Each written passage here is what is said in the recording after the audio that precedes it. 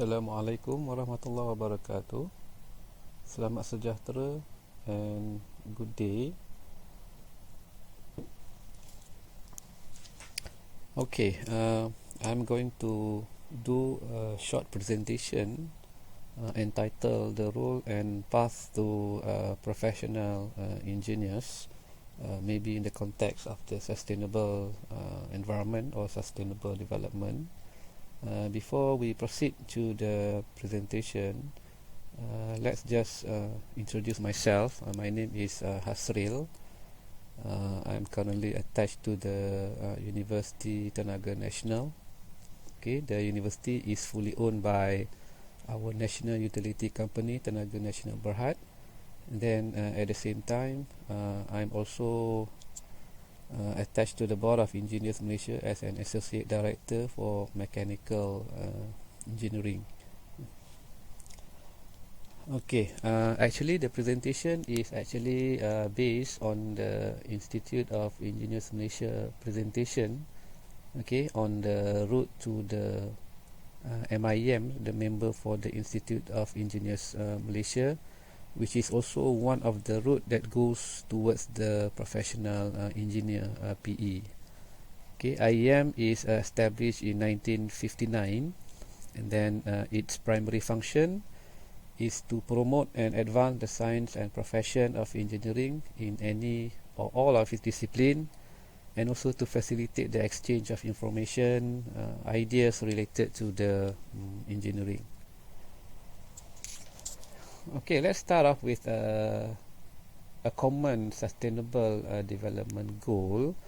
I think all of you might be aware on the 12 development target or 12 development goals. Okay, related to this, we have the poverty, okay, something related to the zero hunger, right, good health and also well-being, quality education, gender equality, clean water and also sanitation, affordable and also clean energy, okay, decent work and also economic growth here, industry innovation and infrastructure. Okay, we try to reduce the inequalities, sustainable cities and also communities, responsible consumption and production, okay, climate action. We care about the life below the water, okay, fish and all the sea creatures as an example. We also care for the life on the land, okay, peace, justice and strong institution and also partnership for the goals. Okay, these are actually when we practice engineering, okay, basically you are building something, okay, when you want to build something for the benefit of the public, for the benefit of the people. At the same time, you have to also observe, okay, what are the impact of your creation or of your engineering building as an example, okay, the impact that might give to our environment, not only environment but also all the other sustainable development related items, okay, listed here. So this is what it meant by observing the sustainable development goal. I think this is also important if you do the engineering or maybe later on when you practice engineering. Okay, a little bit background for the past few years. Maybe you can still recall some of the events, some of the things that happened. I am focusing in Malaysia for the first slide, or maybe you can also relate these cases to many other incidents that might happen throughout the world. Okay, this is what happened in the last year or in the last 2 years. In 2019, if I'm not mistaken, we have toxic waste being dumped into the river, okay, by some irresponsible party or irresponsible factory, Okay, as a result, we have many casualty. Okay, 30 hospitalized in Johor. Right. These are another news. 31 victim of toxic fume in Johor. This is what happened in Pasir Gudang. So you can see, even though later on you might be working in the factory, right? These are some of the malpractice that you might be encountered. Okay, another news around the world regarding the Boeing plane. Okay, plane grounded after a series of crashes. Okay, and then they said that this might happen due to the design of one of the component for the pressure measurement. Okay, the pitot tube. Right, this might also happen when we are not careful with what we do the job. Okay, we have the Ethiopian airline crashes, Lion Air crash, and this resulted in this model is being grounded by the FAA. So you can imagine the financial impact it gives to Boeing as an example. Okay, another news regarding the oil spillage. Not really spillage, but it is actually intentionally dumped off the Kota Tinggi Straits, okay, or sea. So you can see here another photos of staggering photos that show one small town covered in the 19,000 ton of plastic waste. Okay, at one time, if you can still remember, Malaysia has become the dumping ground of plastic waste that come from all over the world. So how does it happen? There are many reasons.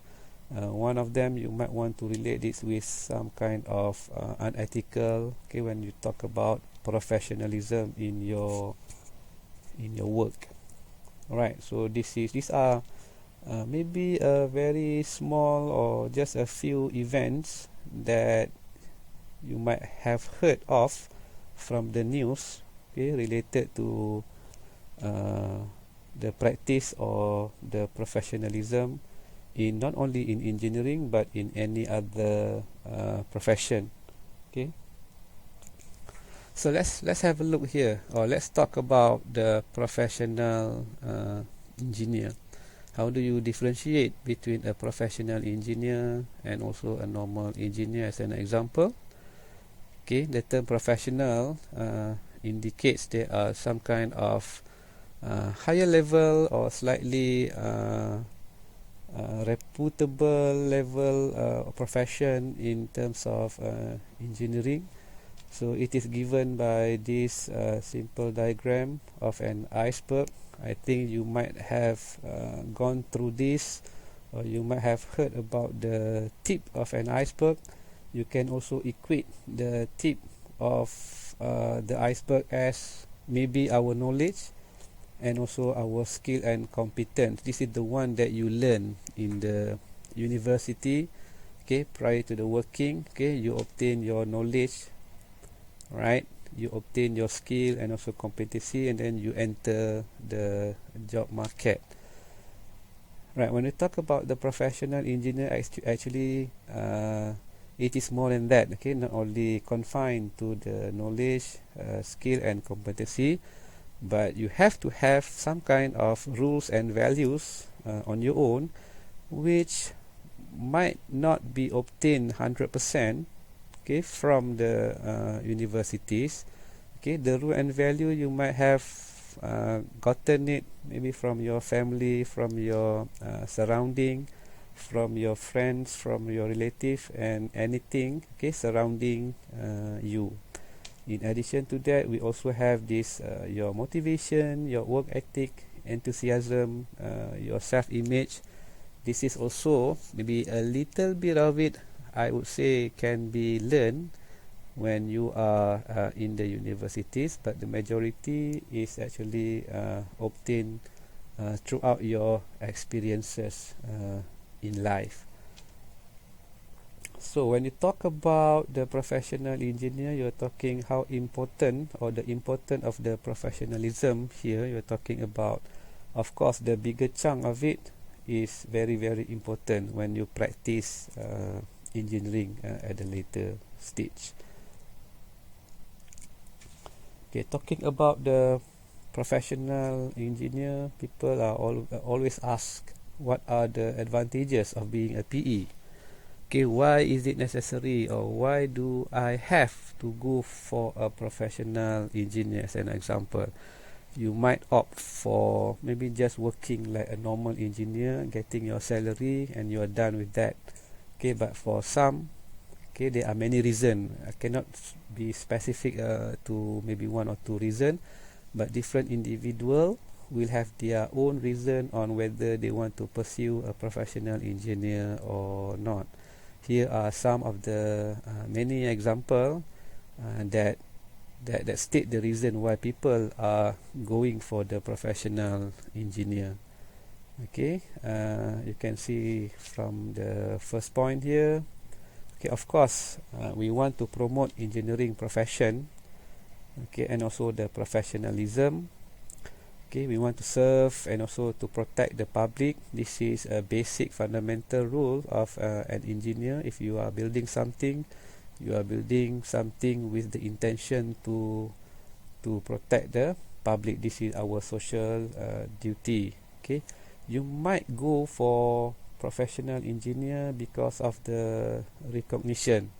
Okay, when you have a PE or a chartered engineer, as an example, you are recognized. Okay, your knowledge and your experience are recognized locally and also in overseas.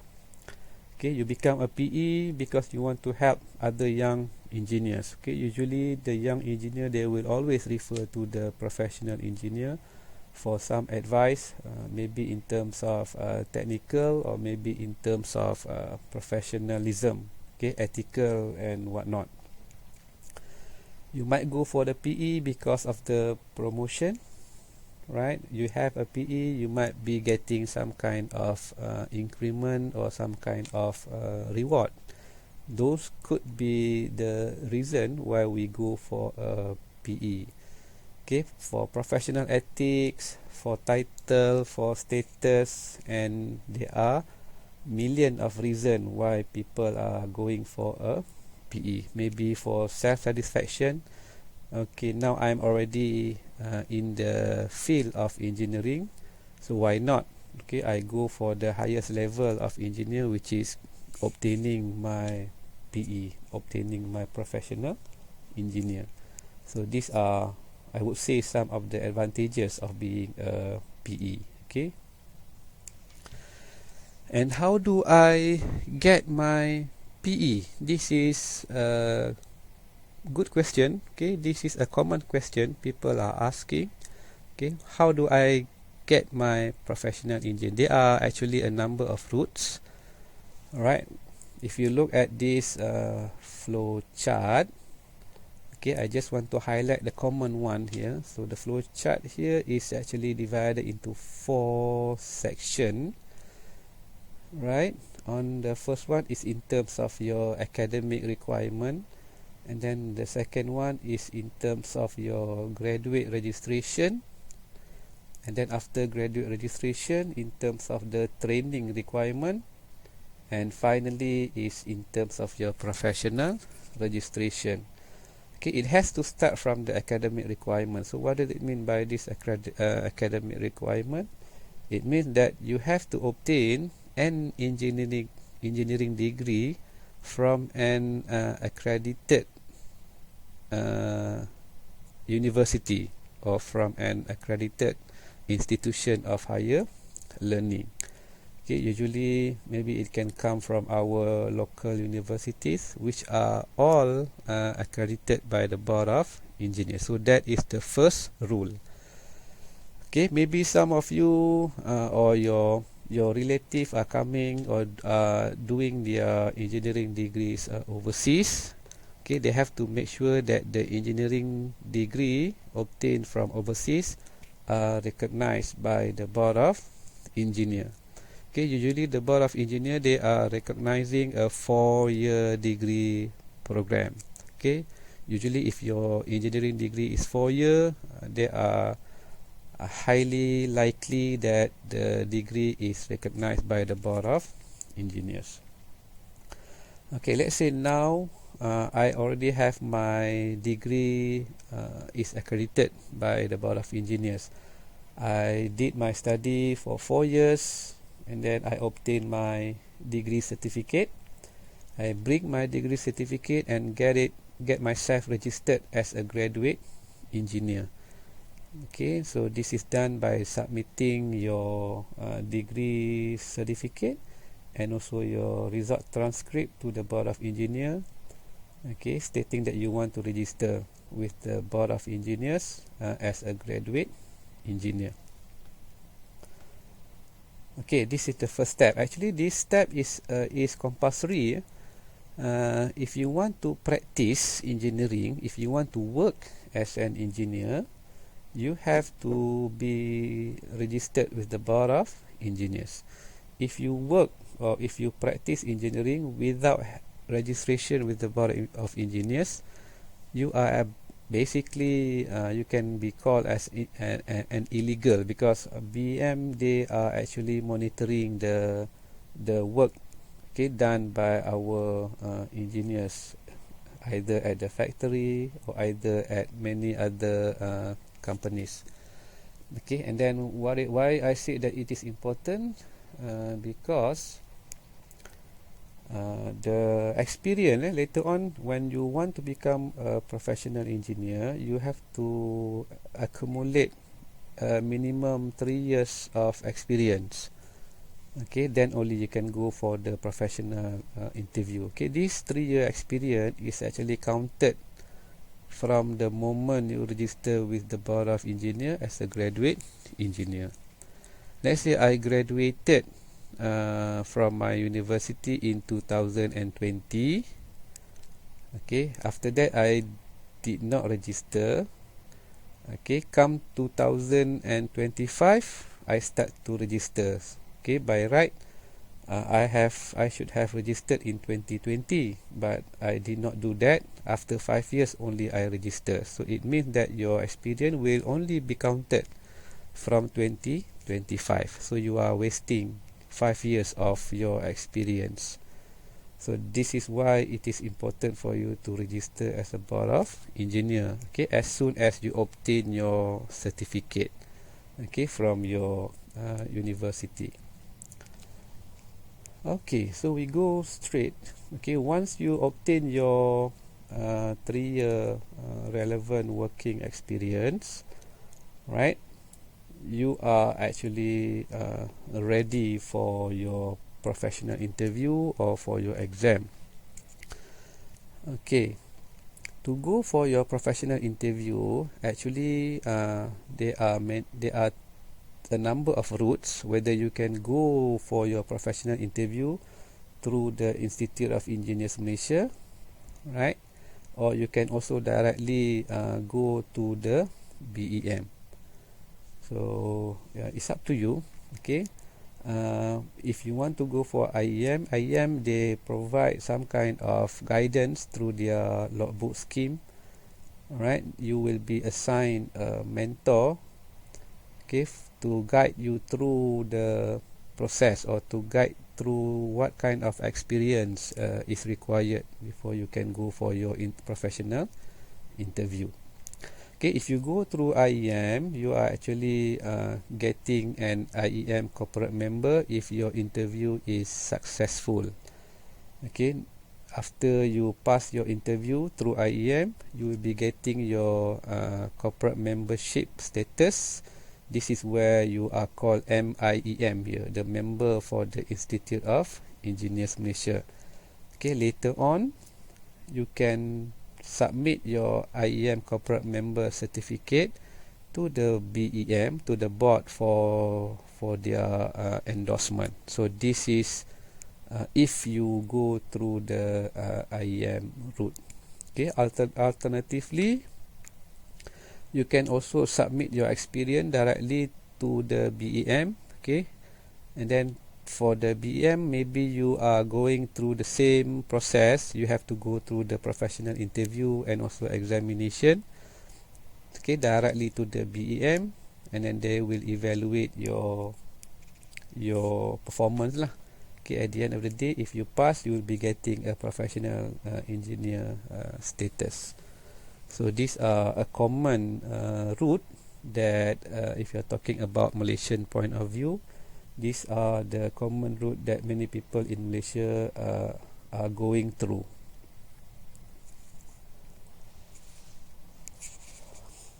Okay, I'll skip this one. Okay, let's go to the professional engineer registration status. Okay, in Board of Engineers professional engineer registration, we have three types of registration here. The first one is a graduate engineer. This is the one that I mentioned just now. After you complete your degree, you have to register to the Board of Engineers as a graduate engineer. Alright, and then you accumulate your experience, minimum of 3 years, before you can go for your professional interview to obtain your professional engineer. Okay, under the professional engineer, there are two tier. There are two level or two tier. You have to go through the first tier registration first. Right, this is by going through the interview after you accumulate the minimum experience of 3 years. You go for your professional interview, and then you go for some kind of essay or exam. You have to submit a technical report, okay, on what you have done for the past minimum 3 years. After you pass, you get your first tier registration. Alright, and then the first tier registration, you are given a stamp. Okay, but your professional engineer stamp at this level is not recognized to stamp or to endorse a typical engineering drawing for fabrication or for construction yet. Right? You have to go through the second tier registration. This is done by undergoing an examination. You call that the PCE, the Professional Competency examination. After you pass through your examination, then only you are given the second tier registration. We call that PEPC, the Professional Engineer with Practicing Certificate. So this is where your stamp or your professional engineering professional engineer stamp is valid lah. I mean, you can use your stamp to you can offer your service as a consultant to many industries as an example. So usually people we target for this PEPC. So you have to go through the first tier to obtain your professional engineer first tier, and then you can go through the examination to obtain your second tier registration that give you the PEPC, the Professional Engineer with Practicing Certificate. This is the example of the stamp. Okay, the difference between the first tier registration and the second tier registration. This is a normal PE, okay, without the practicing certificate. You can see a hexagon like stamp. And then this is the second tier, the professional engineer with practicing certificate. Okay, with practicing certificate with a round stamp. Okay, regarding the route just now, okay, I highlighted two route you can go through for your professional interview. Okay, either through the BEM directly. You can also go through the IEM, okay, by getting the MIEM, the Member for Institute of Engineers Malaysia. Now you can also have the third route, which is through the MySET, the Society for Engineers. This is another route that you can go. And for your information, our professional engineer status here is also recognized by international professional engineering bodies around the world. For example, IMechE, okay, Engineers Australia, right? IChemE, the Institute of Chemical Engineers, UK, okay, Engineers Canada, New Zealand, Energy Institute. These are governed under the Engineering Council UK, Engineers Ireland, and also the Institute of Civil Engineer UK. We have so many others, okay, which I have not included in my slide here.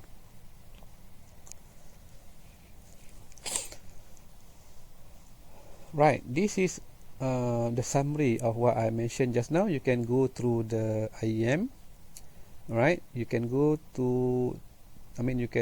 for your PE through the BEM route, okay? This is by undergoing the professional assessment examination.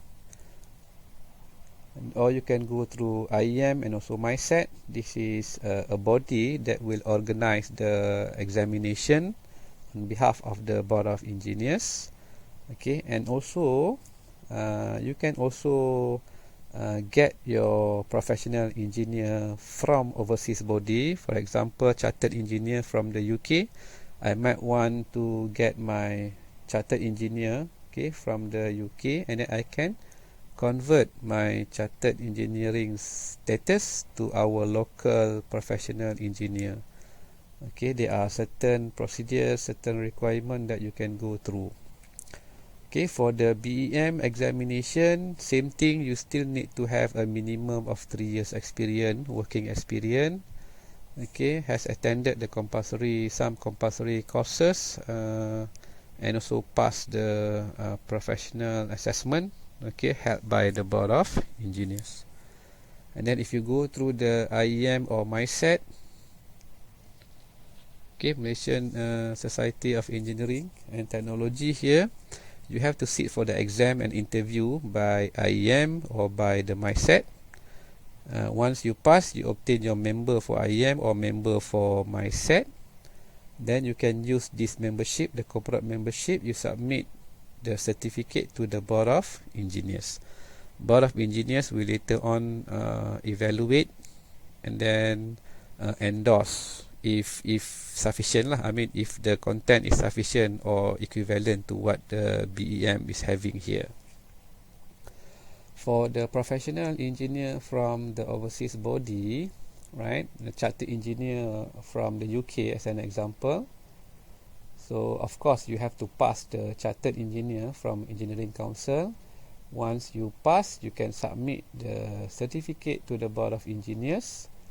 And then I did not put here, actually you have to go through an ethics AC examination, okay, prior to the endorsement of your chartered engineer certificate. I mean, you have to sit down for a few hours exam, okay, on ethical and also professional responsibility for you to convert from the chartered engineer to the PE IR. So these are some of the example or the route that we can take if you are going for the professional engineer. In summary, I can just put it in a short summary lah. Okay, you can go for your PE directly to the Board of Engineers, right? Same requirement, you still need to have a minimum of 3 years working experience. You can go to the IEM or MySET. Okay, same requirement, you still require minimum 3 years experience. Okay, you still need to sit for the exam. The only difference is that the examination here is conducted by the personnel in IEM or personnel in MySET. Once you pass, you have to submit your membership, the MIEM or member for MySET, to the Board of Engineers for endorsement together with other supporting documentation. So this is the second route.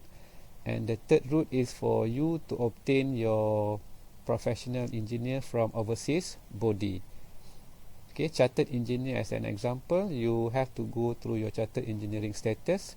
If you pass, you can submit the chartered engineer status to the Board of Engineer, and then you have to sit for an essay writing related to ethics and also professionalisms. Okay, so this is the route lah that you can go.